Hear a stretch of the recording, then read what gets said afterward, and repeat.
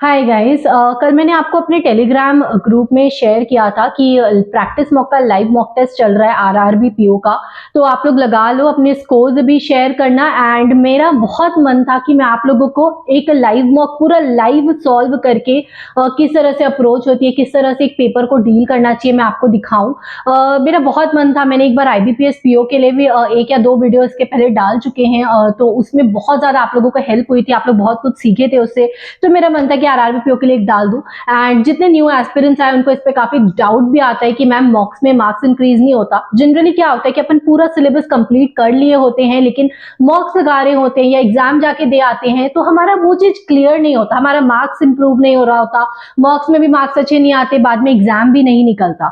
तो इस तरह की चीजें क्यों होती हैं? वो इसलिए होती हैं क्योंकि आपने पढ़ाई तो पूरी कर ली, अपना कोर्स कंप्लीट कर लिया, अच्छे से पढ़ाई कर ली है, लेकिन जब बाद में उस चीज को प्रेजेंट करने की बारी आई, तब आप वहां पे आपने अच्छे से वर्क नहीं किया है। जब उसको प्रेजेंट करना होगा, आप किस तरह से पेपर में परफॉर्म कर रहे हो, आप किस तरह से मॉक्स में परफॉर्म कर रहे हो, वो प्रेजेंट करना बहुत ज्यादा इंपॉर्टेंट होता है। एंड आप किस तरह से अपना बेस्ट निकाल के वहां पे परफॉर्म कर पा रहे हो, राइट?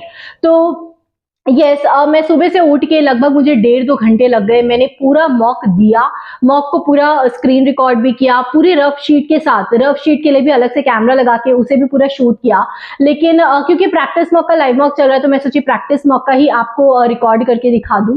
एंड यस, लेकिन जब मैं लास्ट में एडिट करने बैठी तो मुझे रियलाइज हुआ कि उन लोगों ने कोई सेटिंग की होगी। तो जब तक मॉक मैं स्टार्ट नहीं की थी, जब तक उनका मेन बैनर चल रहा था, तब तक तो वो चल रहा था, रिकॉर्ड हो रहा था। लेकिन जैसे ही मैंने मॉक स्टार्ट कर दिया, उसके आगे से रिकॉर्ड होना बंद हो गया और वो जो है एक जगह पे अटक गया। वो पूरा मतलब पूरे वीडियो में वो उसी स्क्रीन पे अटका हुआ है, वो एक बग सा। तो बेसिकली पूरा वीडियो मैंने रिकॉर्ड तो कर लिया, लेकिन कुछ रिकॉर्ड हो ही नहीं पाया। और मैं 1.5-2 घंटे लगाकर इतनी मेहनत से वो की थी कि आप लोगों को हेल्प होगी, बट वो नहीं हो पाया। एंड बुरा तो बहुत ज्यादा लगा। कभी कभी ऐसा फील होता है कि यार इतना इतना कोशिश कर रहे, इतनी मेहनत कर रहे हैं, एंड वाई, मतलब कुछ रिजल्ट ही नहीं मिल रहा है, इतना इरिटेशन होता है। बट स्टिल अब लेट इट बी। मैं कभी और ट्राई करूंगी आपके लिए कि मैं पूरा अच्छे से शूट करके डाल सकूं। प्रैक्टिस मॉक का लाइव मॉक आपको लगाना है अभी जाके मेरे वीडियो के बाद। मैं आपको जैसा अप्रोच बता रही हूँ, जो जो इस वीडियो में बोल रही हूँ, वो आपको जाके उसमें लगाना है, उसमें उस चीज को अप्लाई करके आपको अभी ही एग्जीक्यूट करना है ये पूरा स्ट्रैटेजी। और मैं आपको गारंटी दे रही हूँ, अगर जो जो मैंने बोला एक एक पॉइंट आपने फॉलो कर लिया ना इसी तरह से, ये आपने स्ट्रैटेजी बिल्ड कर ली और यही स्ट्रैटेजी आके आपको एग्जाम में फॉलो करना है। अगर आपने ये चीज कर लिया, आपके मार्क्स देखना कितने इनहैंस हो जाएंगे। 10 से 15 नंबर आपके ऊपर मार्क्स आना स्टार्ट हो जाएंगे, राइट? मॉक का लिंक आपको नीचे डिस्क्रिप्शन में मिल जाएगा, डिस्क्रिप्शन में क्लिक करो, जाओ, इंस्टेंटली आपको आपका मॉक ओपन हो जाएगा। तो वहां पे जाके आप डायरेक्टली मॉक लगा सकते हो। एंड टेलीग्राम ग्रुप का भी लिंक डाल दो, आप ग्रुप ज्वाइन कर सकते हो। मैं फ्री पीडीएफ्स और बहुत कुछ वहां शेयर करती रहती हूँ, जो मुझे मिल जाए जहां से मैं अपने चैनल में डाल देती हूँ।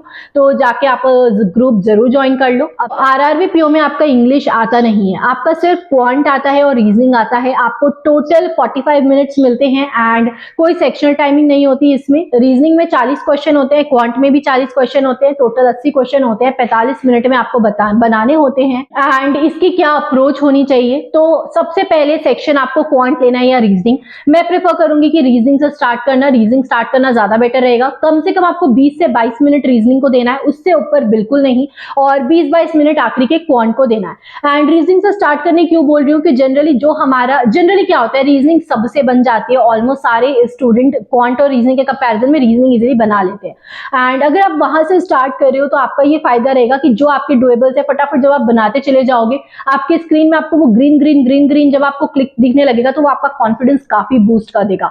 और एक सेक्शन आपका पहले पूरा हो गया रहेगा, बाद में क्वांट के लिए आपके पास और कॉन्फिडेंस आ जाएगा कि उसको अच्छे से टैकल करने के लिए, और ओवरऑल आपको पूरा मोटिवेशन के साथ अपना पेपर कंप्लीट कर पाओगे। इसलिए आपको पहले रीजनिंग उठाना है, फिर क्वांट। दोनों को 20-20, रीजनिंग को 20-22 मिनट से ज्यादा नहीं देना है, और उतने ही 23 मिनट्स अप्रॉक्स आपके क्वांट को मिल जाएंगे।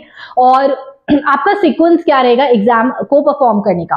रीजनिंग में सबसे पहले, जैसे कि अगर जनरली क्या होता है, फर्स्ट क्वेश्चन खुला और पजल दिखा, पजल दिख रहा है कि आपको कोई सिटिंग अरेंजमेंट का पजल आ गया, आपको देख के लग रहा है कि आप बना लोगे, लेकिन उसको मत बनाने उठाना। ऐसा नहीं है कि पजल दिखा, पजल बनाने लग गए, 4-5 मिनट वहां गवा दिए, ऐसे करोगे तो काम नहीं बनेगा।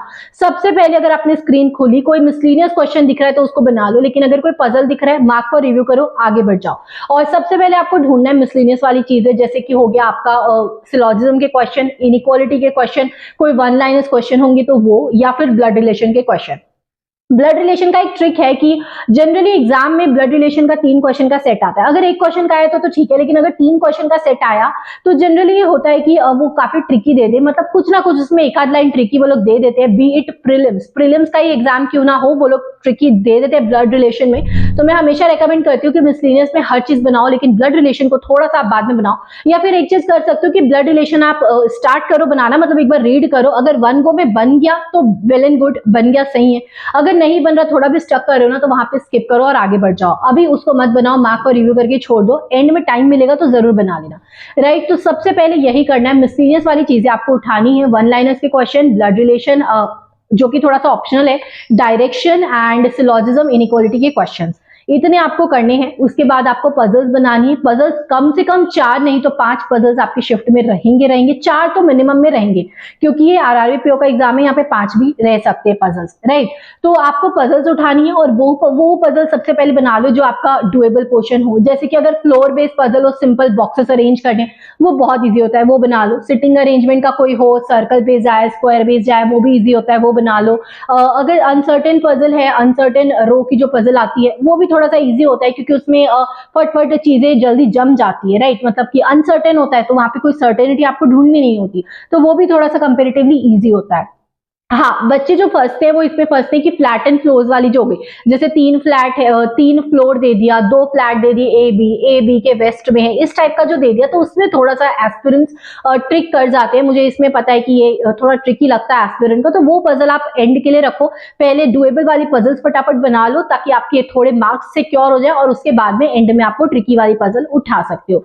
तो ये रीजनिंग का आपका अप्रोच रहेगा। 20-22 मिनट में जितने क्वेश्चन हुए, ऐसा नहीं कि अब आधा घंटा पूरा दे दिया, 30 मिनट तक रीजनिंग कर रहे हो, रीजनिंग कंप्लीट करने के चक्कर में, ये नहीं करना है। 20-22 मिनट में जितने हुए, अब आप क्वांट पे मूव कर जाओगे। अब आपकी क्वांट की भी सेम अप्रोच रहेगी। सबसे पहले आपको बनाना है मिसलेनियस वाले क्वेश्चंस। मिसलेनियस में क्या क्या आ गया आपका, सबसे पहले तो सिंप्लीफिकेशन अगर आता है तो वो, क्वाड्रेटिक इक्वेशन आता है तो, नंबर सिस्टम आता है, ऑड नंबर सिस्टम अगर आ रहा है, देखो अगर मिसिंग वाला आ रहा है तो वो तो ईजी होता है, उसको फट से बनाते चलो। लेकिन अगर ऑड वन आउट आता है तो उसको थोड़ा सा मार्क पर रिव्यू करके बात के लिए रखो। अभी वहां पे फंस जाओगे तो फिर मतलब पेपर बुरा कर सकते हो, राइट।